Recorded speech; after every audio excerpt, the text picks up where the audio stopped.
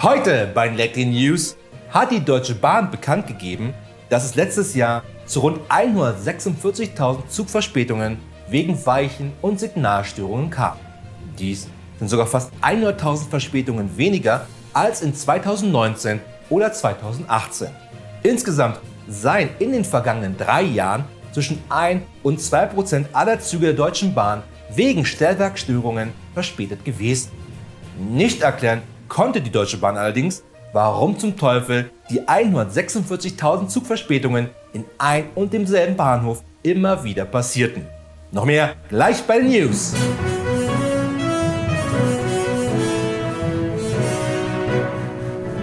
Hier ist Berlin mit der einzig wahren Nachrichtensendung dieser und der nächsten Welt. Das sind die Lately News, denn alles andere draußen sind nur Fake News.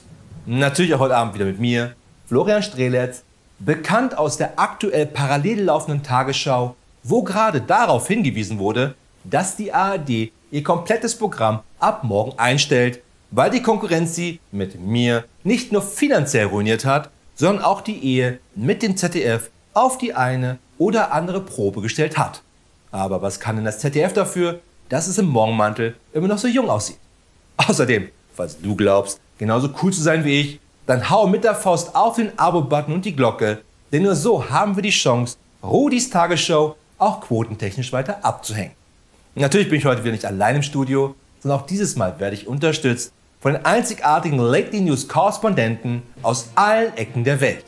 Ob aus New York, Sydney, Bielefeld oder aus Potsdam, wo diese Wölfe gerade die Witterung aufgenommen haben von deinem Abendessen und sich gerne bei dir einladen würden. Und da das hier eine Aufzeichnung ist, sitzen sie bereits bei dir am Küchentisch, was wiederum erklärt, warum du deine Katze nicht mehr miauen hörst. Außerdem präsentiert uns heute noch unsere Sonderkatzen-Korrespondentin Mauzi Miau die neuesten Schlaftrends. Wobei ich mir jetzt nicht wirklich sicher bin, ob sie uns so viel dazu sagen will oder uns nicht lieber zeigen will, wie optimal ihre Augenlider das Licht nicht durchlassen. Oder dass sie ganz bestimmt nicht schläft, sondern nur einmal in Ruhe über die Lehren von Marx und Engels nachdenken wollte. Oh, da werde so ich müde von. Na, mal schauen, ob sie nachher dann ausgeschlafen ist für unsere Live-Schalte. Ansonsten muss ich halt mit dem Schuh auf den Tisch hauen. Dann ist sie bestimmt wach und krallt sich in die Zimmerdecke. Aber kommen wir zuerst einmal zu den wichtigsten Nachrichten der Woche und fangen an mit Berlin. Obwohl ich ein großer Autonah bin, reise ich auch immer sehr gerne mit der Bahn. Denn wo kann man die Fahrt mehr in vollen Zügen genießen als in Zügen der Deutschen Bahn? Vielleicht doch in einer Sardinendose oder wenn man sich mit Peter Altmaier einen Aufzug teilen muss. Dementsprechend hat nun die Deutsche Bahn verkündet, dass ihre Züge 2020 die pünktlichsten Züge seit 15 Jahren waren.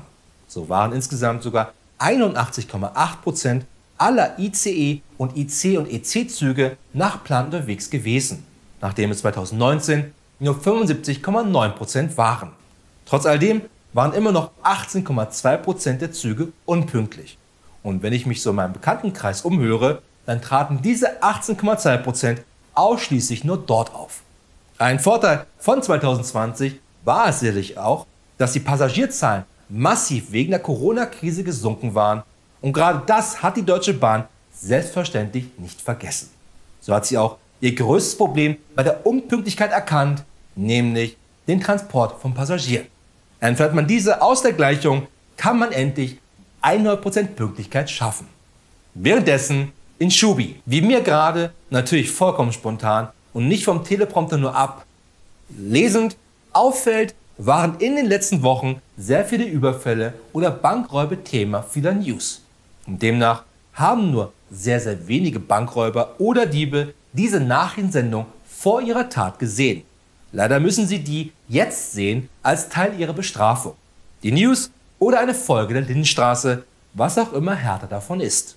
Auf der einen Seite intrigante Geschichten mit mehrfachen Auftreten von bis dato noch nicht gekannten Zwillingen und am Ende stellt sich heraus, dass es alles nur ein Traum war, nachdem Bobby Ewing vom Duschen wiederkam. Und auf der anderen Seite die Lindenstraße. Wäre ein 48-jähriger Dieb in Schubi bloß auch lieber bei der Lindenstraße geblieben, er würde heute nicht im Knast sitzen und diese News nun anschauen müssen. Denn dieser wollte einen 70-jährigen Juwelier überfallen was damit endete, dass der 70-Jährige ihn locker überwältigte und sich einfach auf ihn setzte, bis die Polizei erschien. Denn der 70-jährige Juwelier war ein Cousin von Chuck Norris.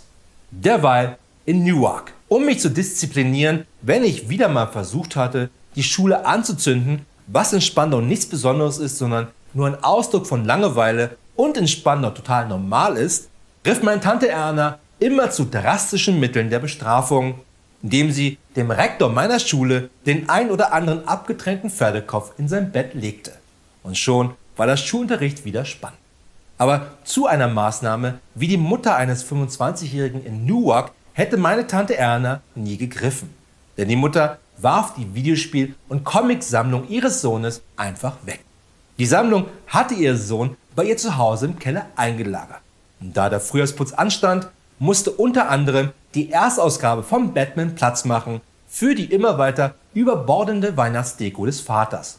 Nur leider stellte sich heraus, dass die Sammlung ihres Sohnes um die $500.000 wert war, die, als der Sohn es bemerkte, schon lange von der Müllabfuhr verfeuert worden war. Immerhin starb Batman in der Erstausgabe dann wenigstens so, wie es der Joker schon 1940 geplant hatte. Und noch zum Abschluss, das Fake News Medium der Woche ist dieses Mal eindeutig das Handballmagazin. Es hat sich gezeigt, dass das Failing Handballmagazin nur vollgestopft ist mit Fake Campers. Was nur meine engsten Freunde wissen, ist, dass ich seit meiner Schulzeit ein begnadeter Handballer bin. Ob mit meinen gefährlichen Hüftwürfen oder mein exquisites Kreissperren, was ich übrigens noch heute in jedem Kreisverkehr mit meinem Hammer mache, war ich schon damals ein Stern beim untergehenden Deutschen Handballbund. Nur leider spielte ich nicht bei einem Handballverein, sondern beim Fußballverein. Aber wenn Maradona mit der Hand Gottes das Viertelfinale gegen England 1986 entscheiden konnte, warum also ich nicht auch? Und warum nur gegen den Ball und nicht auch gegen den Kopf vom gegnerischen Schiedsrichter? Weswegen ich auch vom selbigen belohnt wurde mit einer für die restliche Spielzeit umfassenden Pause. Und dort fiel mein Blick auf eine Ausgabe vom Handballmagazin. Und mit Entsetzen musste ich feststellen, dass ich wirklich seit Jahren Handball mit Fußball verwechselt hatte. Zum Glück hatte mich die FIFA rückwirkend seit meiner Zeit bei der U6 für 100 Jahre gesperrt, sodass ich nächste Woche wieder mit meinem Eishockeyschläger aufs Handballfeld darf. Deshalb sei gewarnt, Handballmagazin, die dunkelgelbe Lately Fake News Karte an dich und ich versuche mit dir dann den hochkomplizierten Fallknickwurf auf einen Funktionär der FIFA. Das waren die Lately News. Wir sehen uns wieder am Montag.